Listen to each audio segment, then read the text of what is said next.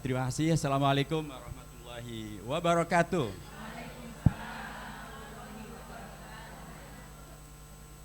Biasanya untuk menyemangati perlu dikasih pantun ya. Tapi karena sudah semangat nggak perlu pantun. Tapi ada pantun yang terlanjur sudah tersiapkan. Bulan Ramadan, bulan penuh berkat. BKMT kita makin rajin mengaji.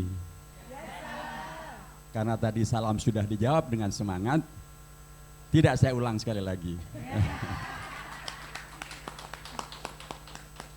Alhamdulillahilladzi anzala ala abdil kitaba wa lam yaj'al lahu 'iwajan qayyima. Alhamdulillahilladzi arsala rasulahu sayyidana Muhammadin khairal anam mu'alliman wa mubasysyiran wa nadhira wa da'iyan ila Allahi bi'idnihi wa sirajan munira.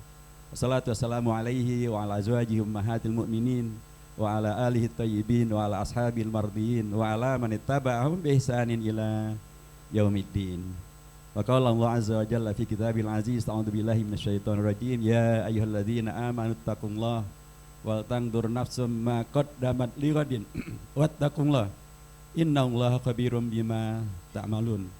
Wa qala Rasulullah sallallahu alaihi wasallam idza aradallahu bi 'abdin khairan ista'malahu. Qalu ya Rasulullah sallallahu alaihi wasallam kaifa yasta'miluhu? Qala yuwaffiquhu lil amalil khairi qabla wafatihi. Shadaqal adzim wa shadaqa rasulun nabiyil karim wa nahnu ala dzalika minasyahidin wasyakirin. Hadrat al-mukarramat wal mukarramin, keluarga besar BKMT yang semuanya sangat-sangat saya hormati, dan terutama hadir bersama kita para pimpinan kita, Ustadzah Dr. Haji Syifa Fauzia, Ketua Umum BKMT Pusat, Habibullah, beserta seluruh keluarga besar pimpinan BKMT di tingkat pusat, dan tentu kepada guru kita semuanya, almarhumah Profesor Dr. Haja Tuti Alawiyah, rahimahullah rahmatan wasi'ah, wa adkhalah fasiha jannati masiddiqin wa syuhada wa sholihin wal auliya birahmatihi ya arhamar rahimin. Dan kepada Ketua BKMT PB DKI Jakarta Pusat, Ustadzah Nur Fitria Farhana, beserta seluruh jajaran pimpinan BKMT di tingkat Jakarta Pusat, di tingkat Jakarta. Juga tentu saja Sahibatu Al-Hajah, Ketua BKMT di Jakarta Selatan, Ustadzah Dr. Anda Hajah Saidah Zaini Soleh, beserta seluruh jajaran pimpinan BKMT di Jakarta Selatan, di tingkat wilayahnya, di tingkat daerahnya, di tingkat kecamatannya, di seluruh kecamatan yang ada di Jakarta Selatan yang saya hormati. Dan yang tadi sudah menyampaikan sambutan mewakili Bapak Wali Kota Jakarta Selatan, namanya sama saya Pak. Iwan, beliau cukup dengan Hidayat saja. Saya masih ditambah pakai Nur, pakai Wahid. Tapi bagus, luar biasa beliau tadi buat kita tidak ngantuk gitu ya. Iya. Terima kasih Pak Hidayat. Sesama Hidayat memang tidak boleh saling. Dan kepada Ustadz Kiai Haji Lutfi, Ketua Majelis Tadarus Al-Quran, yang kemarin sore saya juga sudah mengisi agenda mereka di puncak. Kepada Dr. Yasdar, Sekretaris MUI Jakarta Selatan yang mewakili Ketua Umum kita, Ketua Umum MUI Jakarta Selatan, kepada perwakilan dari Kementerian Agama di Jakarta Selatan yang saya hormati, hadirin hadirat sekalian, tokoh-tokoh masyarakat yang hadir, dan para pengurus baru dari BKMT di Jakarta Selatan yang baru saja dilantik. Dan kayaknya memang pelantikannya sukses Ustadzahnya. Terbukti pada bukan hanya semangat, ikhlas, tapi juga pada cerah ceria. Kalau dulu Rasulullah mengatakan innallah yuhibbu al-fa'al hasan. Rasulullah itu menyampaikan Allah sangat suka kalau sejak dari awal semuanya terlihat baik. Dan ini Masya Allah luar biasa. Bukan hanya baik, saya ikut bangga Ustadzah Dr. Syifa Fauzia, perkembangan BKMT yang memang sangat diakui. Satu terobosan yang luar biasa, satu ijtihad, satu tajdid yang memberdayakan para kaum ibu melalui komunitas yang sangat-sangat bermaslahat. Bukan komunitas hura-hura, bukan komunitas judi online, tapi komunitas majelis taklim. Ini satu, mudah-mudahan dan saya yakin itu adalah sunnah hasanah yang beliau buat, dan karenanya man sanna fil islami sunnatan hasanah falahu falaha ajruha wa ajru man amila biha la yanqusu dzalika min ujurihim syai'an ila yaumil qiyamah. Karenanya ketika kemarin Saudara Dr. Anda Saidah meminta saya untuk menjadi penasihat di sini, di satu pihak ada kesiapan, tapi di pihak yang lain saya khawatir nanti malah justru membebani BKMT. Tapi kalau kemudian dianggap saya bisa membantu, insya Allah. Karena dari dulu pun almarhumah Profesor Dr. Ustadzah Hajah Tuti Alawiyah juga sangat terbiasa bersama dengan saya. Bahkan saya pernah diminta menjadi dosen pasca sarjana di Universitas Asy-Syafi'iyah. Oh ya, ini kata muridnya. Dan karena muridnya menjadi menantu dari Ustadzah. Jadi mudah-mudahanlah apa yang telah beliau rintis kita semuanya bisa melanjutkan, supaya dengan demikian maka pahala dan amal soleh serta manfaat daripada BKMT ini akan terus bisa berkelanjutan. Amin ya rabbal alamin. Saudara sekalian, kita sangat bersyukur bahwa kita berada di Indonesia yang memberi kesempatan bagi seluruh warga bangsa, termasuk kaum ibunya, termasuk majelis taklimnya, untuk berkiprah, memberikan manfaat, maslahat, berkontribusi bagi bangsa dan negara melalui keumatan kita, melalui keislaman kita, melalui masjid kita, pesantren kita, majelis taklim kita. Tidak ada larangan untuk itu semuanya.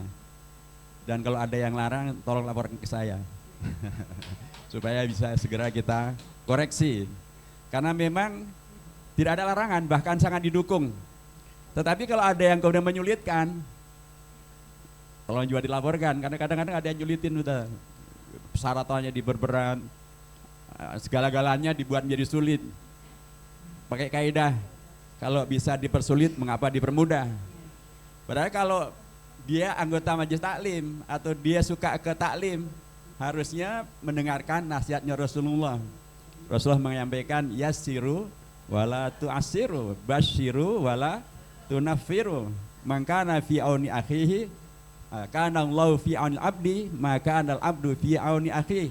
Jadi semakin negara membantu, semakin para pimpinan kita termasuk di Jakarta Selatan membantu, maka insya Allah itu akan membawa bantuan bagi mereka, itu akan membawa pahala bagi mereka, kebaikan bagi mereka.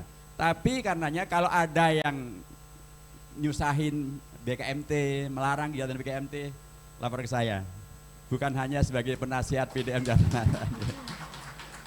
tapi karena memang sesama umat kita harus saling membantu, saling menguatkan, saling membela. Dan itulah saya yakin mengapa dahulu almarhumah Profesor Dr. Hajah Tuti Alawiyah mendirikan BKMT, membantu umat Islam Indonesia agar bisa membantu bangsa Indonesia bisa kemudian mewujudkan cita-cita kemerdekaan Indonesia. Nah, terkait dengan tadi yang telah disampaikan, saya memang menyampaikan, dan ini saya sampaikan di banyak tempat dan ternyata mendapatkan sambutan yang sama. Kita Indonesia itu alhamdulillah sudah merdeka 80 tahunan. Itu kalau hitungannya Hijriah. Kalau hitungannya kalau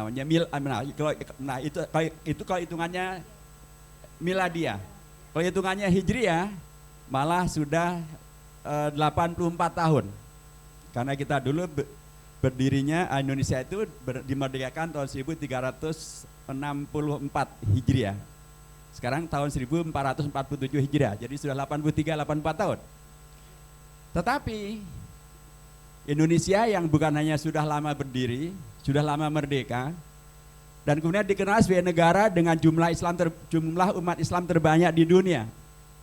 Dan ternyata bukan hanya jumlah umat Islam terbanyak, Indonesia ini ternyata adalah negara Islam terbesar dari sisi jumlah pesantrennya, jumlah madrasahnya, termasuk jumlah perguruan tinggi Islamnya, termasuk jumlah masjidnya.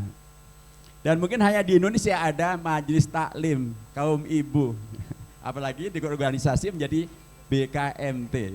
Itu hanya ada di Indonesia. Alhamdulillah. Tetapi tadi yang disampaikan, yang saya sampaikan pada pertemuan kita dulu, terus terang bikin kita sesek napas. Apalagi kalau diukur dengan data sebelumnya, saudara. Tadi itu data tahun 2023-2024 disampaikan oleh Menteri Agama Prof. Nazrun Umar, merujuk kepada survei yang dibuat oleh Institut Ilmu Al-Quran. Tahun 2024 ternyata dalam survei yang beliau umumkan 72,5% warga Indonesia masih buta huruf Al-Quran. Mirisnya tahun 2020, tadi kan 2024 ya. Tahun 2020 Kementerian Agama sudah melonsing, sudah mengumumkan jumlah warga Indonesia yang buta huruf Al-Quran. Ternyata jumlahnya hanya 65%. Coba, miris nggak kita? Tahun 2020 65%, 2024 bukan berkurang, malah tambah menjadi 72,5%. Ini bagaimana? Ini Kementerian Agama loh semuanya, saya nggak ngarang-ngarang nih data-data dari Kementerian Agama. Padahal dalam data Kementerian Agama juga kita mendapatkan fakta yang menggembirakan, yaitu dengan kami di DPR membuat undang-undang tentang pondok pesantren, tentang pesantren.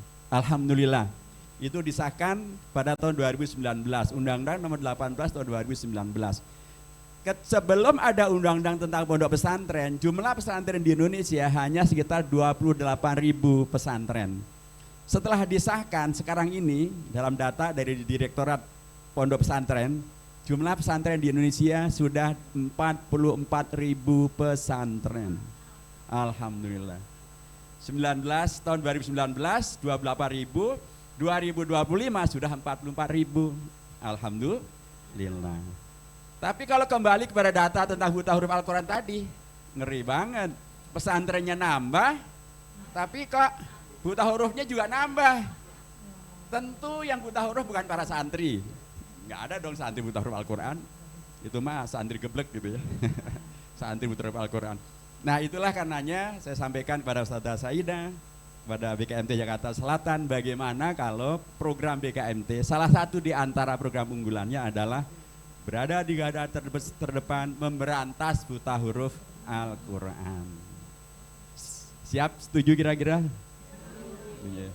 Apalagi tadi Ustazah Dr. Syifa Fauziah menyampaikan, Masya Allah, BKMT sudah ada di seluruh Indonesia, seluruh pesantren, di seluruh kabupaten, bahkan juga sampai tingkat permatanya.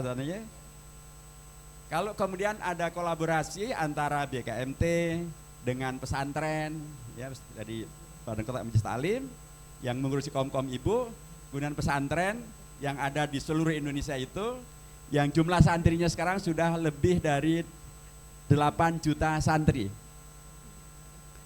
8 juta santri, katakanlah kalau bisa kita bagi, katakanlah ya paling tidak menurut saya sih minimal separuhnya sudah bisa baca tulis Al-Quran. Jadi 4 juta santri dengan 44.000 pesantren di seluruh Indonesia bekerjasama dengan BKMT atau BKMT dengan seluruh strukturnya melakukan kegiatan memberantas buta huruf Al-Quran. Saya kira itu akan menjadi sesuatu yang sangat bermakna, sangat berarti.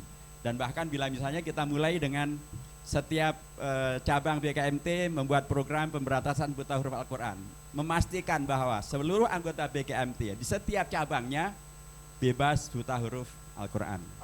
Ya. Tapi itu diprogramkan sudah, kemudian diabsen. Nah, ini katakanlah pada bulan ini berapa yang masih buta huruf. Nanti bulan depan nambah atau berkurang. Bulan depannya, itu seterusnya. Saya kira dalam waktu 1 tahun permasalahan buta huruf Al-Quran di lingkungan komunitas kita akan bisa teratasi. Demikian juga kalau kita melibatkan pesantren. Kalau kasus di Gontor, setiap bulan Ramadan pasti libur. Saya kira pesantren-pesantren yang lain juga punya libur, mungkin juga di bulan Ramadan. Kalau kemudian bulan Ramadan itu adalah bulan liburnya para santri, Kemudian Pak Kiai menyampaikan para santrinya, santriku kamu pulang, kamu harus membebaskan rumahmu dari buta huruf Al-Quran. Kalau setiap santri kemudian membebaskan rumahnya dari buta huruf Al-Quran, maka akan ada tidak kurang dari 4 juta rumah terbebaskan dari buta huruf Al-Quran. 4 juta rumah itu kalau satu rumah isinya minimal 4 keluarga, berarti ada 16 juta yang bebas buta huruf Al-Quran. Tahun pertama 16 juta. Kalau itu bisa dimulai, maka nggak nyampe 10 tahun seluruh Indonesia sudah bebas buta huruf Al-Quran. Amin. Tapi itu memang perlu diprogramkan, perlu dimulai. Karenanya saya sangat mendukung, dan nanti kita akan launching bersama program BKMT mensukseskan majelis Ta'limul Quran, Majelis Ta'limul Quran, Majelis Ta'limul MTQ, Majelis Ta'limul Quran. Kalau kawan-kawan kita di Tebet juga ada Majelis Tadarus Al-Quran gitu ya, ada Majelis Ta'limul Quran, Majelis Ta'limul Quran, apapun. Dan ini dipentingkan karena tadi yang disebut oleh Bapak Hidayat dari kantor Wali Kota Jakarta Selatan, Jakarta kita ini sebentar lagi akan berusia 500 tahun.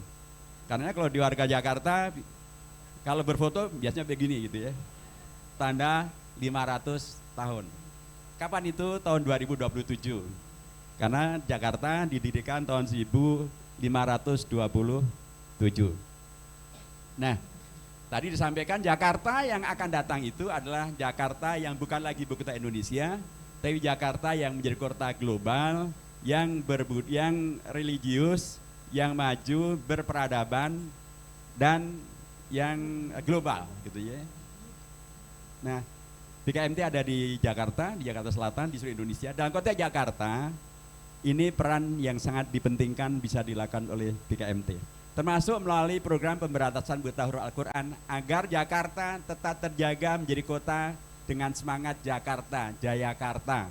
Jangan berubah menjadi semangatnya Batavia. Karena berbeda betul.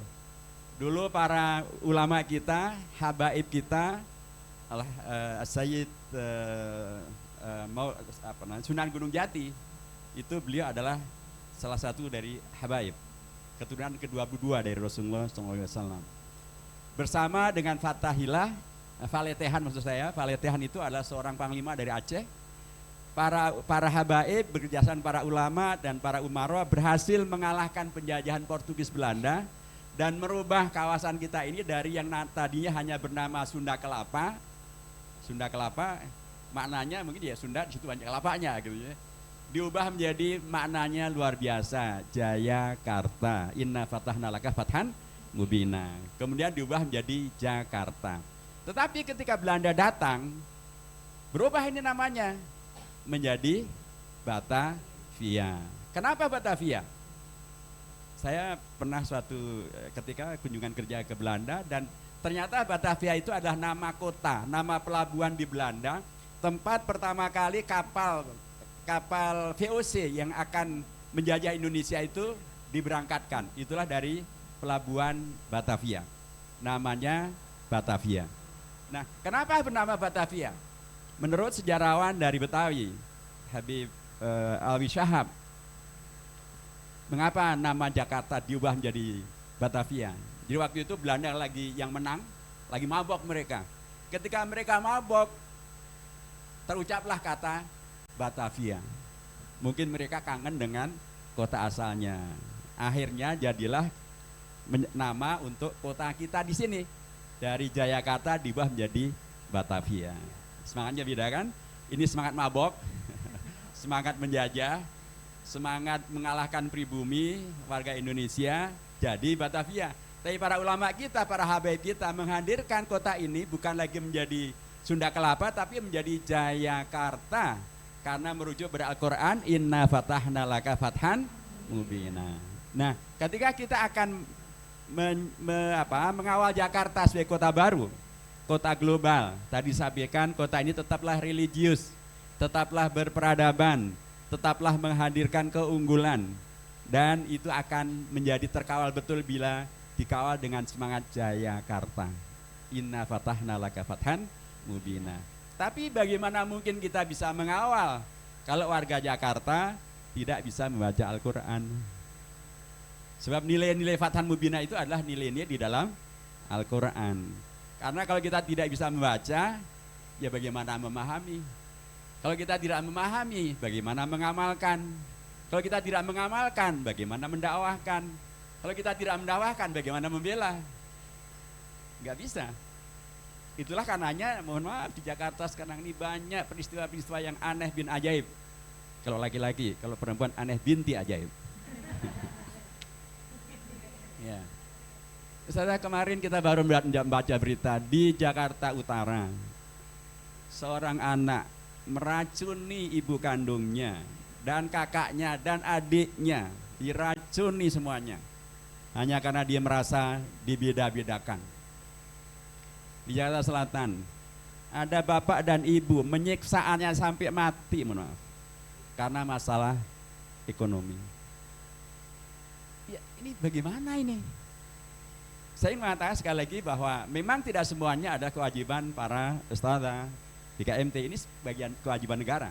Tapi paling tidak dalam konteks Al-Quran, kewajiban kita untuk membuat masyarakat kita tercerahkan dengan nilai-nilai Al-Quran. Yang pastilah bukan hanya bukan sekedar dia adalah hudalil muttaqin, bahkan dia ada hudal linnas, wabayinatin minal huda wal furqan.